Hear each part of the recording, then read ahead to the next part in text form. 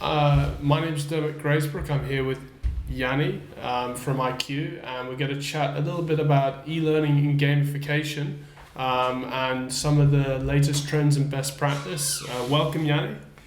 Thank you, Dermot. Welcome to Cape Town. It must be nice being here from Joburg. Love being down in Cape Town. I've basically been working in e-learning for the past 15 years, exploring different kinds of e-learning, and I think there's a level of maturity that's been reached by a lot of our clients as well to understand that, your e-learning really is here to stay.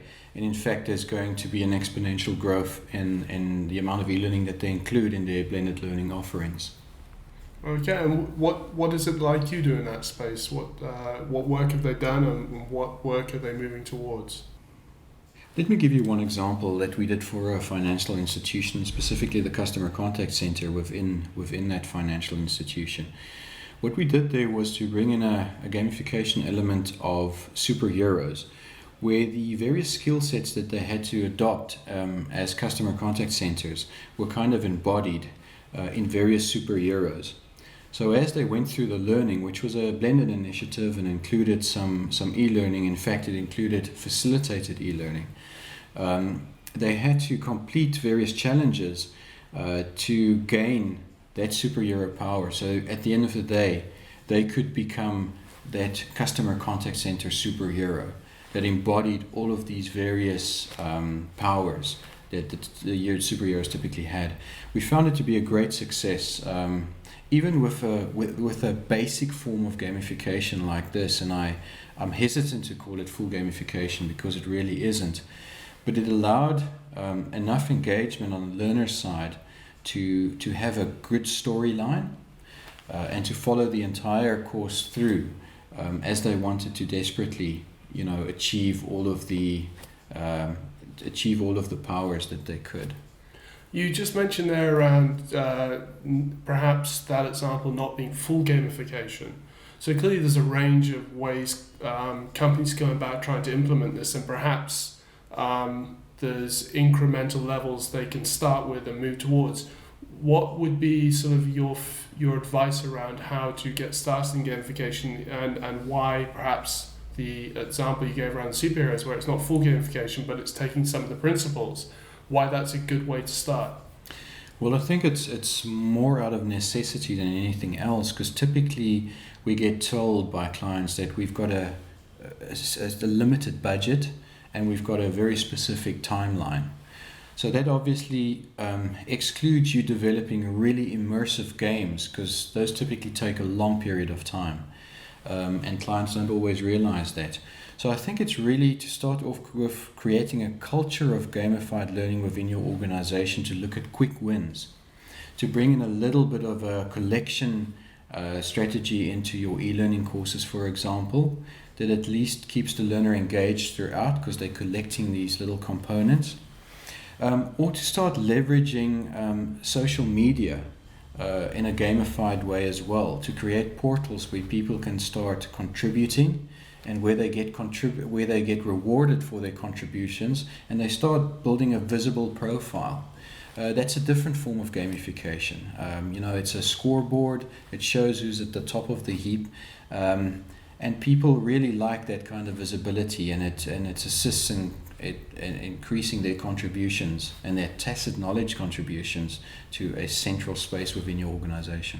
So if it takes a lot of time to develop a proper gamification, and often organizations are constrained either in time, money, or both, and most organizations do have to move quite fast on learning initiatives, why will business in an L&D space ever fully adopt gamification, its principles, and apply it? And if so, what would that mean? It sounds like it's going to be very difficult for them ever to get into that point. And perhaps what sort of scenarios would that be applicable in? Look, I think there's two things that are likely to happen. It's going to become easier to create gamified solutions. And we're already seeing that some of the authoring tools are starting to think in that direction and making it easier to build those in when you're an instructional designer. I think you're always going to have the differentiation between base gamified solutions and the really epic ones. But I think businesses will have to start weighing up where their business benefit resides, and where they want to put money.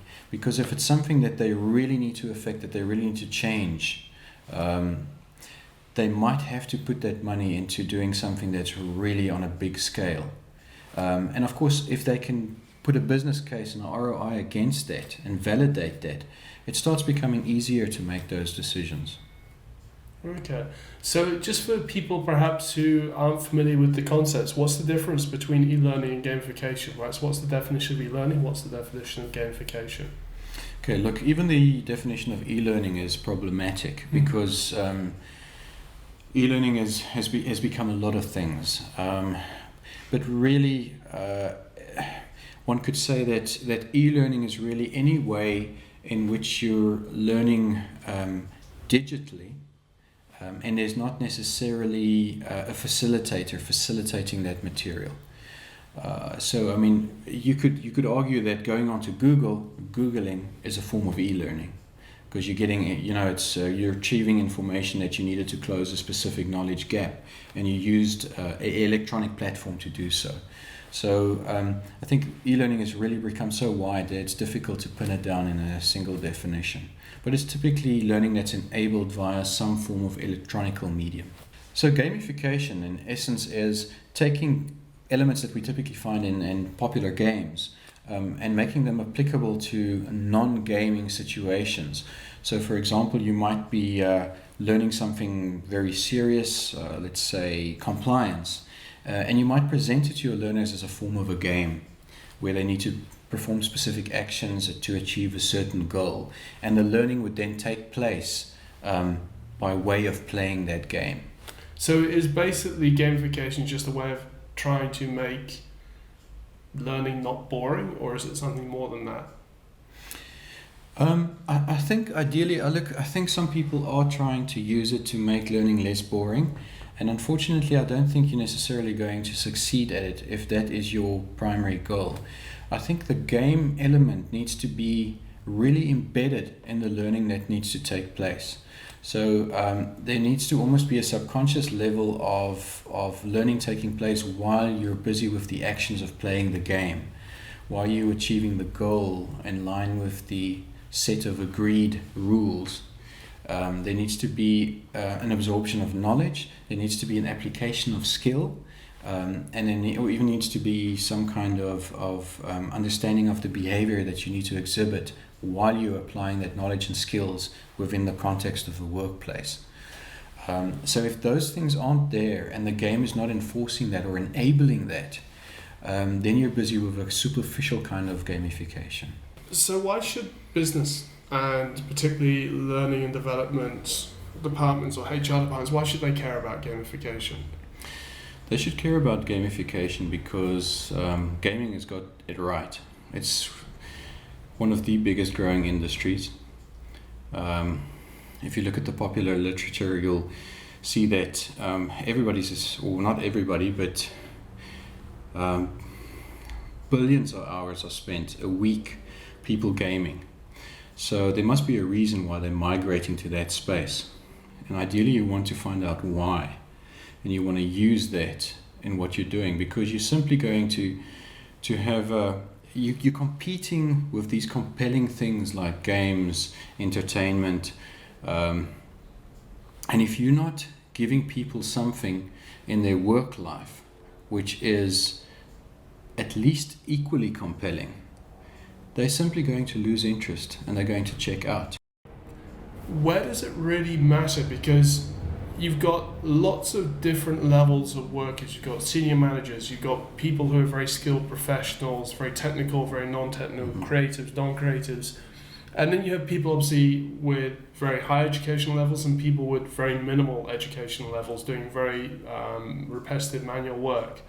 And I suppose games, everyone plays games, but in a workspace, where do you start to try and place, where do they have maximum impact? If it's around conceptual engagement and productivity, does that mean it's with the knowledge workers and managers? Or if it's around making work meaningful that's very repetitive and you don't see the big picture like a call center or factory, is it there, or is it all of them? But it can't be the same. So how do you go about as an L&D professional in a big organisation trying to get the most from applying this? Yeah, no, you're absolutely right. I think there's different gaming solutions for different learning challenges.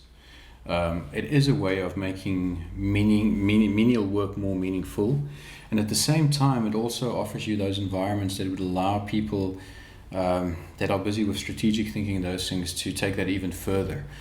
But where do you start in the organization?